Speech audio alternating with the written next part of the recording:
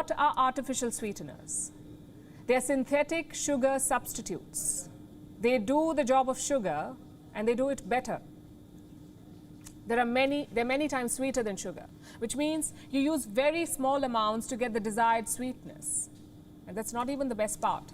Artificial sweeteners do not add to your calorie count. They have 0 calories. Here, artificial sweeteners are considered a luxury. One estimate says that only 2% of the mid-income groups consume them, as opposed to 70% of the high-income group. The sachets, however, are found in almost all upscale coffee shops and restaurants. You must have seen people carrying their own little boxes too. For years, these have been endorsed as a substitute for sugar. But here's the thing. What's calorie-free is not necessarily diabetes-free and fitness-friendly.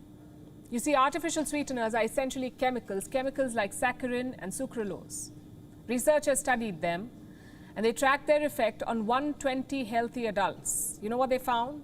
Saccharin and sucralose affect a person's glucose tolerance. What is glucose tolerance?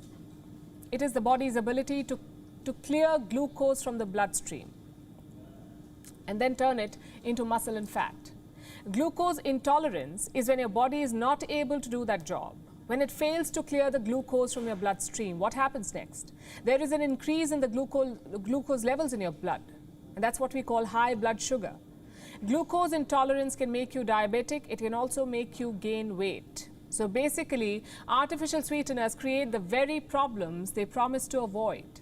But I must also remind you that similar studies have been conducted in the past.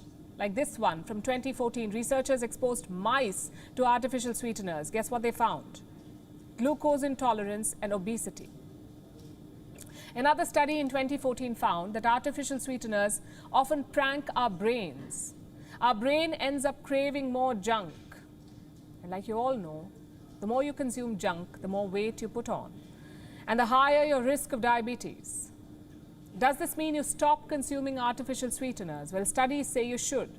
We say you must ask your doctor. Also, will stopping now reverse the damage done? On this count, we have good news. The answer is yes. Stopping artificial sweeteners, the use of them, can reverse the damage to your gut. In other words, you can act now.